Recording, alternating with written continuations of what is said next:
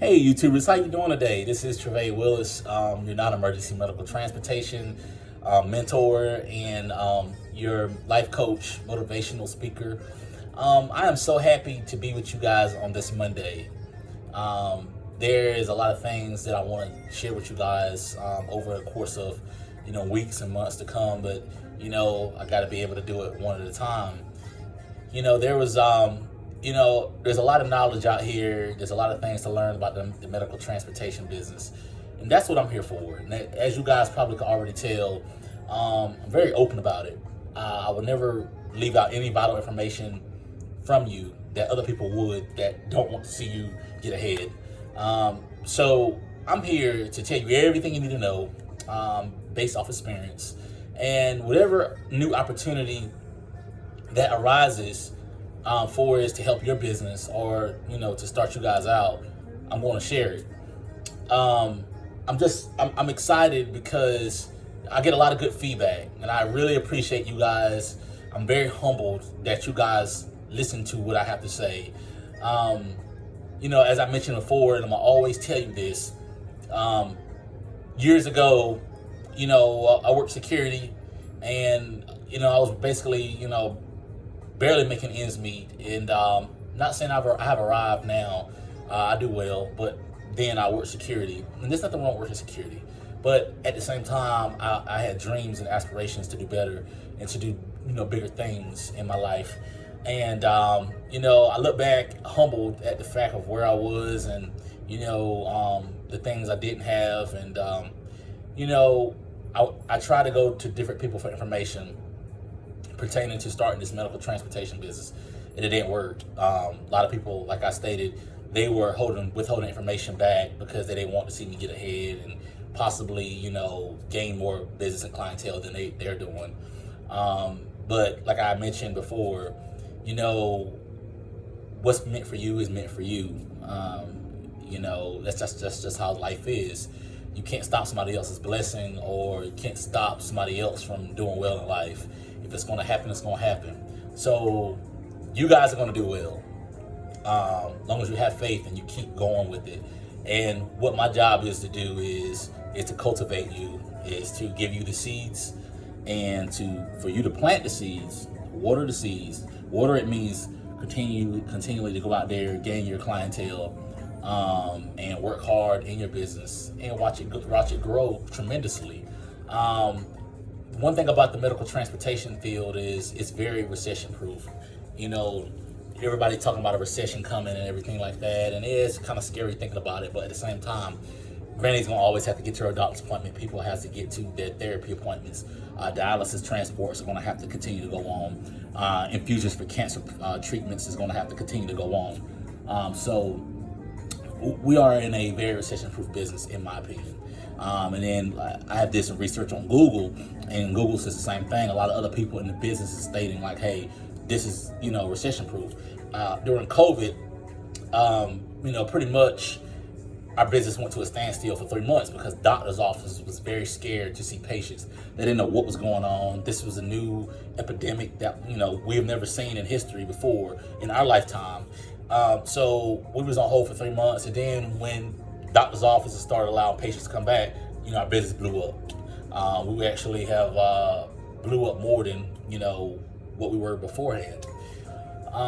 So a lot of you guys, you newcomers that's beginning in the business, I know you're kind of scared. I know you're kind of nervous. You don't know where to start, where to begin with this whole dream of yours. The question that was asked to me on Saturday was, is 200,000 miles a lot to be purchasing on a vehicle? Now, I'm going to tell you like this. I have vehicles in my company that I purchased under 200,000, and I had some that I purchased right there at 200,000 miles. I'm going to point out some of the things that you really got to be careful for when you buy a used vehicle, a used ADA van with 200,000 miles. I'm going to compare them between all the vans that we've had in the past. So when we started out many years ago, of course, as the first video stated that we started out with one minivan, okay? The minivan was fine. We had 177,000 miles on it. by the grace of mercy, it ran good, and it made us, it made us prosperous. But when we started getting over to the ADA vans, we started out with the high top turtle top vans. We no longer utilize those in our fleet anymore because of the fact we wanted to go to something more. Well, let me take that back. We have a lot of clientele. Our clientele is different. We have, sometimes politicians, parents, and things like that. So a lot of times when we take them to functions, because we just don't do doctor's appointments, we do functions, prestigious awards, they really don't want to be seen in a van that's a high top. And I'm not knocking the high top vans. I would say all means get you a high top van because you're going to need them if you're doing nursing home work. But when you are also doing, things like that, for as prestigious events or taking a politician or, I've had NFL players' parents or I've had an ex-NFL player, a lot of times they want to be incognito. So that's where the ADA vans that are minivans come into play. The thing about the vans, the ADA vans that are high top, man, they run forever. Personally, I recommend, this is my opinion, a Ford van, E450, 5.4 liter.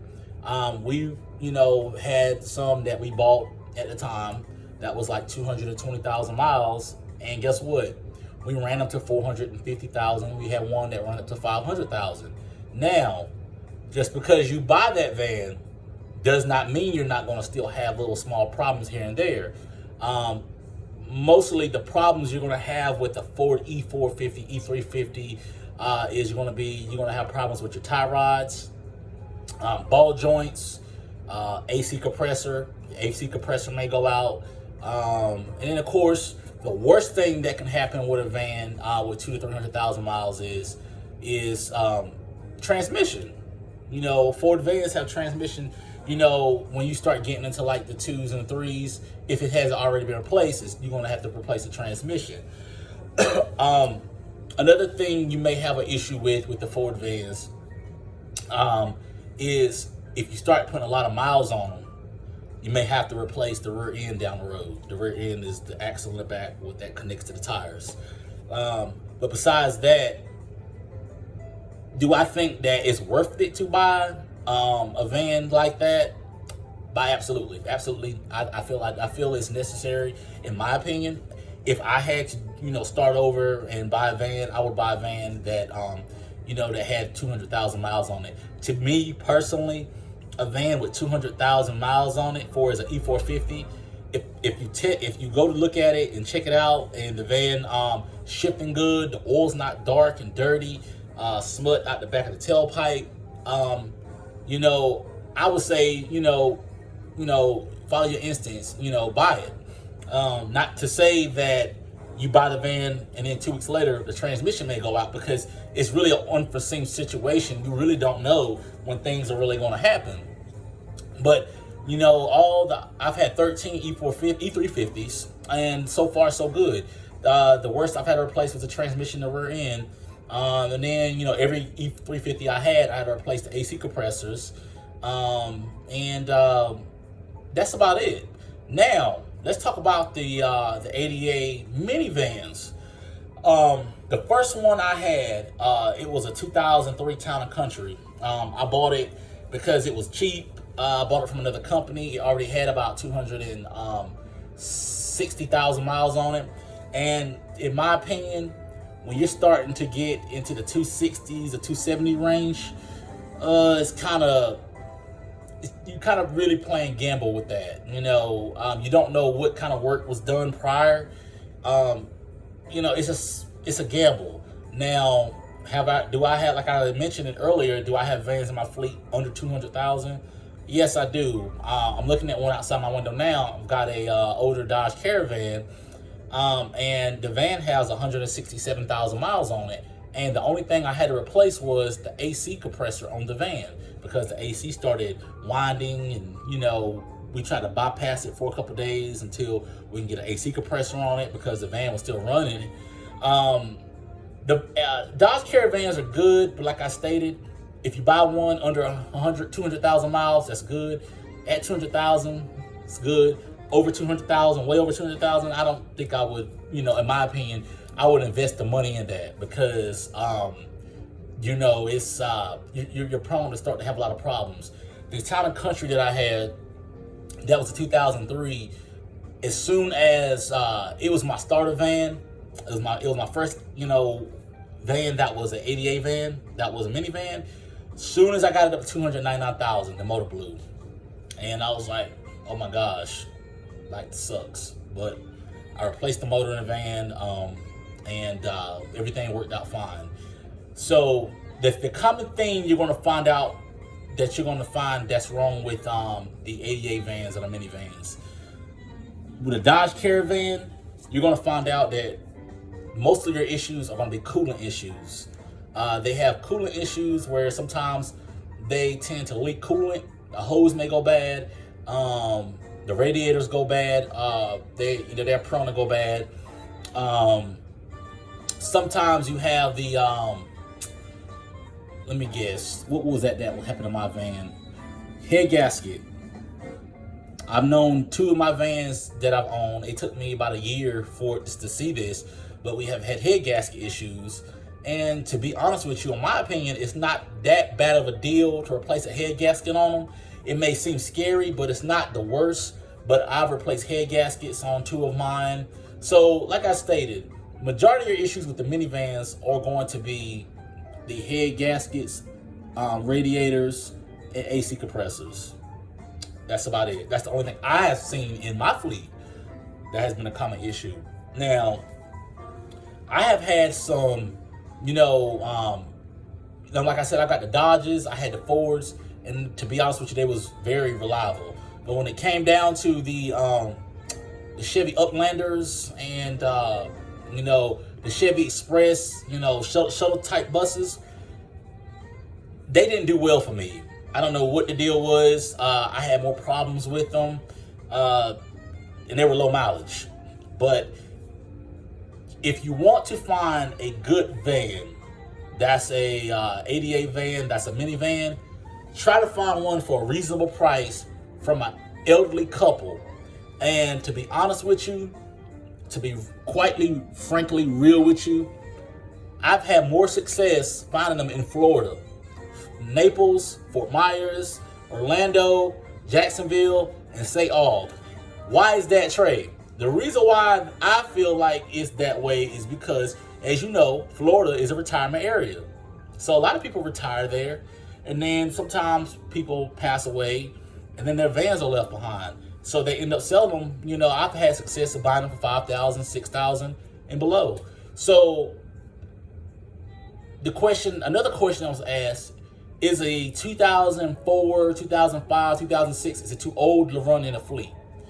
It all depends on if you're dealing with a major broker.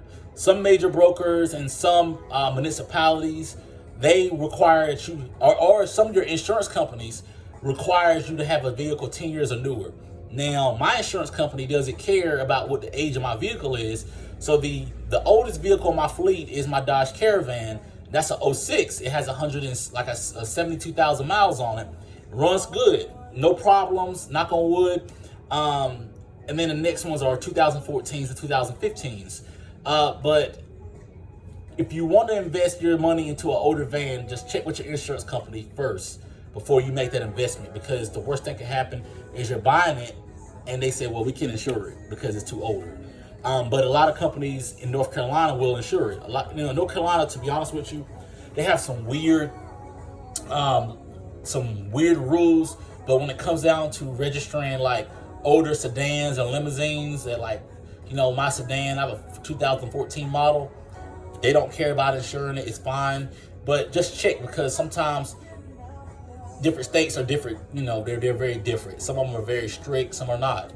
But for as purchasing a van, I have more success with a Dodge Caravan other than anything else. That's just my opinion. So everything that I share with you today, take it and let it make sense for you. if it's too much for you and you don't want to like replace this and that every now and again, I would say move on. But for some of you guys that's trying to get into the business, that say, hey, look, I don't want to spend $20,000, 15 grand in a van. I'm just need one starter van. Then that would be a perfect route. Get a mechanic to go out there with you to take a look at it. Once you drive it and test drive it, put foot into it. See how it shifts. Check the oil. Make sure the oil is not black or anything like that. Not to say that something won't happen down the road, but just double check.